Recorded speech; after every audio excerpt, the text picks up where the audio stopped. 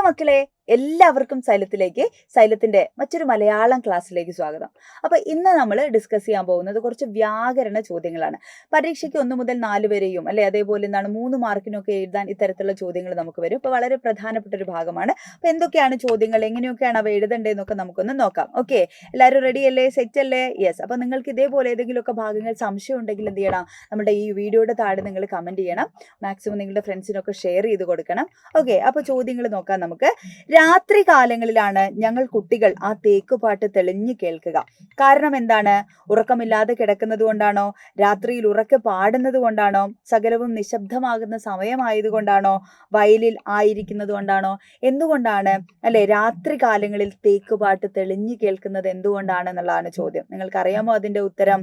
എന്തുകൊണ്ടാണ്? സകലവും നിശബ്ദമാകുന്ന സമയമായതുകൊണ്ടാണ് അല്ലെ. ആ സമയത്തും കർഷകർ എന്ത് ചെയ്യാണ്? അധ്വാനിച്ചു കൊണ്ടേയിരിക്കുകയാണ്.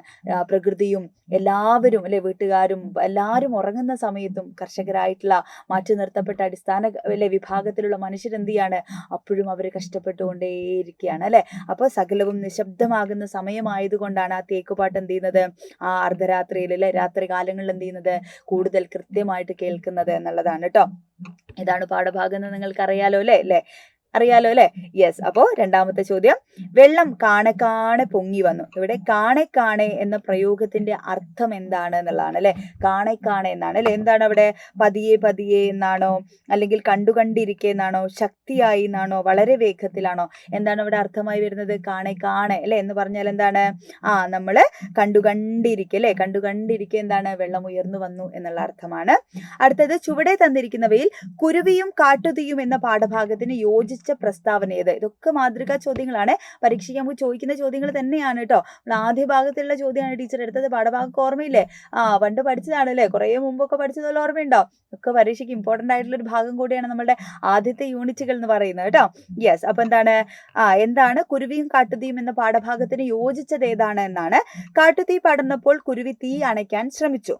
ആണോ? ശരിയാണ് അല്ലെ. മഴദേവൻ തീ അണയ്ക്കാൻ കുരുവിയെ സഹായിച്ചു. എവിടെ? മഴദേവൻ നോക്കി നിൽക്കുകയാണ് ചെയ്തത് അല്ലെ. മഴദേവന്റെ വാക്കുകൾ കേട്ട് കുരുവി തന്റെ പ്രവൃത്തി അവസാനിപ്പിച്ചു. ഒരിക്കലും ഇല്ല അല്ലെ. പ്രവൃത്തി എന്ത് ചെയ്യാണ്? തുറന്നുകൊണ്ടേയിരിക്കുകയാണ് കുരുവി ചെയ്തത്. മഴദേവൻ കുരുവിയെ പരിഹസിച്ചു. ശരിയാണ് അല്ലെ. അപ്പൊ ഇവിടെ ഏതാണ്? 1ഉം 4ഉമാണ് ഇവിടെ ശരിയായ ഉത്തരമായിട്ട് വരുന്നത്. അടുത്ത ചോദ്യം, ജീവൻ എടുക്കുന്നത് എന്ന പദം പിരിച്ചെഴുതിയാൽ ശരിയായത് ഏതാണ് എന്നുള്ളതാണ്. ജീവൻ അധികം എടുക്കുന്നത്, ജീവനെ അധികം എടുക്കുന്നത്, ജീവൻ അധികം എടുക്കുന്നത്, ജീവ അധികം നെടുക്കുന്നത്. ഇവിടെ ഏതാണ് ശരി ഉത്തരം എന്നുള്ളത് നിങ്ങൾക്കറിയാലോ. അതേപോലെ സന്ധി, സമാസം, വിഗ്രഹ രൂപങ്ങള് അല്ലെ, 2 വാക്യമാക്കാതെ രണ്ട് വാക്യങ്ങള് അല്ലെ, എന്നാലും ഒറ്റ വാക്യമാക്കി മാറ്റി എഴുതുക, 2 വാക്യമാക്കി മാറ്റി എഴുതുക. ഇതൊക്കെ നമുക്ക് സ്ഥിരം വ്യാകരണ ചോദ്യങ്ങളാണ്. അപ്പൊ അതൊക്കെ നമുക്ക് പഠിക്കേണ്ടതുണ്ട്. അറിയില്ലെങ്കിൽ മക്കൾ കമന്റ് ചെയ്യണം. ഇനി ഒരു വീഡിയോയിൽ ടീച്ചർ അത്തരം ചോദ്യങ്ങൾ പരിചയപ്പെടുത്താം. അപ്പൊ നിങ്ങൾ ചെയ്യേണ്ട എന്താണ്? ഈ ചോദ്യം, 4ാമത്തെ ചോദ്യത്തിന്റെ ഉത്തരം, ജീവൻ എടുക്കുന്നത് എന്ന പദം ശരിയായി പിരിച്ചെഴുതിയാൽ ഇതിലേതാണ്? ഞാനിവിടെ എയും ബിയും സിയും ഒക്കെ കൊടുക്കാം. അപ്പൊ നിങ്ങൾ എന്ത് ചെയ്യണം? അത് കമന്റ് ചെയ്യണം. എ ആണോ, ബി ആണോ, സി ആണോ, ഡി ആണോ എന്നൊക്കെയുള്ള നിങ്ങൾ കമന്റ് ചെയ്യണം. അപ്പൊ ലൈവില് ആരൊക്കെയാണ് കമന്റ് ചെയ്തത് അല്ലെ എന്നൊക്കെ ടീച്ചർ പറയും കേട്ടോ. ആരാണ് അല്ലെ ശരിയായിട്ട് കമന്റ് ചെയ്തതെന്നൊക്കെ ടീച്ചർ പറയും. അപ്പൊ ശരി ഉത്തരം ഏതാണെന്നുള്ളത് എന്ത് ചെയ്യണം? നിങ്ങൾ കമന്റ് ചെയ്യണം. നിങ്ങളുടെ ഫ്രണ്ട്സിനൊക്കെ ഷെയർ ചെയ്ത് കൊടുക്കണം. ടീച്ചർ പറഞ്ഞ പോലെ അറിയാത്ത ഏതെങ്കിലുമൊക്കെ ഭാഗങ്ങൾ ഉണ്ടെങ്കിൽ ഈ ഒരു വീഡിയോയുടെ താഴെ നിങ്ങൾ കമന്റ് ചെയ്യണം. ഏതാണ് അറിയാത്ത ഭാഗമുള്ളത്, ടീച്ചർ പറഞ്ഞു തരേണ്ടത് എന്നൊക്കെ. നിങ്ങൾ പാഠഭാഗങ്ങൾ ഉണ്ടെങ്കിൽ അതുകൂടെ എന്ത് ചെയ്യണം? നിങ്ങൾ കമന്റ് ചെയ്യണം. അപ്പൊ നമുക്ക് ഇനിയും കാണാം. ലൈവുകളുടെ ക്ലാസ്സുകളൊക്കെ അടിപൊളിയായിട്ട് നമുക്ക് പഠിക്കേണ്ടതുണ്ട്. അപ്പോൾ ടെക്സ്റ്റ് ബുക്ക് ഒക്കെ നന്നായിട്ട് പഠിക്കുക, ഉഷാറായിട്ടിരിക്കുക. ബൈ.